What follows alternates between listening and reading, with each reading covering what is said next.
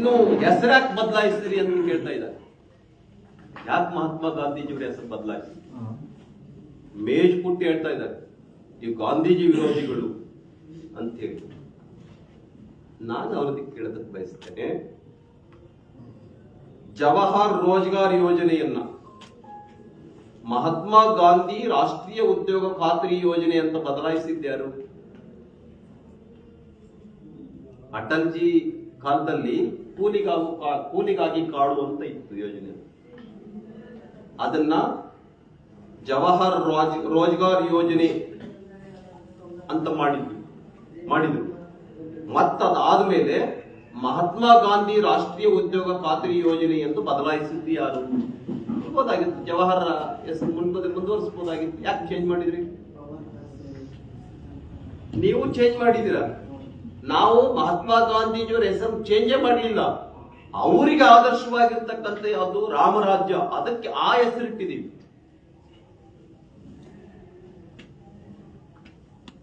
ಇನ್ನು ಇವ್ರು ಎಷ್ಟು ಹೆಸರುಗಳು ಇಟ್ಟಿದ್ದಾರೆ ಅಂತ ಹೇಳಿದ್ರೆ, ನೀವು ಬರೀ ಹೆಸರು ಬೇರೆ ಇವ್ರದ್ದು ಏನೇನು ಟೀಕೆ ಮಾಡಲ್ಲ.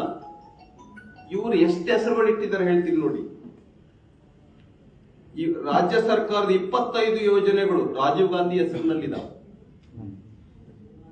ರಾಜ್ಯ ಸರ್ಕಾರದ 25 ಯೋಜನೆಗಳು ರಾಜೀವ್ ಗಾಂಧಿ ಹೆಸರಿನಲ್ಲಿದ್ದಾವೆ. ಇಂದಿರಾ ಗಾಂಧಿ ಹೆಸರಿನಲ್ಲಿ 27 ಯೋಜನೆಗಳಿದ್ದಾವೆ.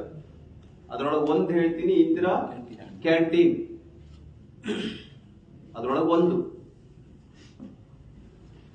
ಆಮೇಲೆ ಶೈಕ್ಷಣಿಕ ಸಂಸ್ಥೆಗಳಲ್ಲಿ ರಾಜೀವ್ ಗಾಂಧಿ ಹೆಸರಲ್ಲಿ 55 ಸಂಸ್ಥೆಗಳಿದಾವೆ. ಇಂದಿರಾ ಗಾಂಧಿ ಹೆಸರಲ್ಲಿ 21 ಸಂಸ್ಥೆಗಳಿದಾವೆ. ನೆಹರು ಹೆಸರಿನಲ್ಲಿ 22 ಸಂಸ್ಥೆಗಳಿದಾವೆ. ಅಂಬೇಡ್ಕರ್ ಹೆಸರೇನು ಇಟ್ಟಿಲ್ಲ ನೀವು. ದೇವರಾಜ ಅರಸು ಹೆಸರೇನು ಇಟ್ಟಿಲ್ಲ. ಕ್ರೀಡೆ ಅಥವಾ ಟೂರ್ನಮೆಂಟ್ಗಳಲ್ಲಿ ರಾಜೀವ್ ಗಾಂಧಿ ಹೆಸರಿನಲ್ಲಿ 23 ಸಂಸ್ಥೆಗಳಿದಾವೆ. ಇಂದಿರಾ ಗಾಂಧಿ ಹೆಸರಿನಲ್ಲಿ 4 ಮತ್ತು ನೆಹರು ಹೆಸರಿನಲ್ಲಿ 2 ಇವೆ. ಕ್ರೀಡೆ ಮತ್ತು ಟೂರ್ನಮೆಂಟ್. ರಸ್ತೆ, ಸ್ಥಳ ಮತ್ತು ಕಟ್ಟಡಗಳಿಗೆ ಗಾಂಧಿ ಕುಟುಂಬದಲ್ಲಿ 74 ಹೆಸರುಗಳಿದಾವೆ. ಇಡೀ ದೇಶನೇ ಅವ್ರ ಫ್ಯಾಮಿಲಿ ಹೆಸರು.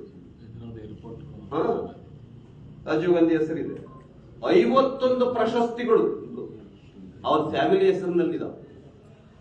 51. 37 ಸಂಸ್ಥೆಗಳು ಮತ್ತು ಆಚರಣೆಗಳು ನೆಹರು ಮತ್ತು ಇಂದಿರಾ ಗಾಂಧಿ ಹೆಸರಿನಲ್ಲಿ ನಡೀತವೆ. 31 ವೈದ್ಯಕೀಯ ಸಂಸ್ಥೆಗಳು ಇವರ ಕುಟುಂಬದ ಹೆಸರಿನಲ್ಲಿವೆ. 15 ಸ್ಕಾಲರ್ಶಿಪ್ಗಳು ಇವರ ಹೆಸರಿನಲ್ಲಿವೆ. 15 ರಾಷ್ಟ್ರೀಯ ಉದ್ಯಾನ ಗಾಂಧಿಗಳ ಹೆಸರಿನಲ್ಲಿವೆ, ನ್ಯಾಷನಲ್ ಪಾರ್ಕ್. 5 ವಿಮಾನ ನಿಲ್ದಾಣಗಳು ಮತ್ತು ಬಂದರುಗಳು ಇವರ ಹೆಸರಿನಲ್ಲಿದ್ದಾವೆ. ಅಂಬೇಡ್ಕರ್ ಹೆಸರಿನಲ್ಲಿಲ್ಲ.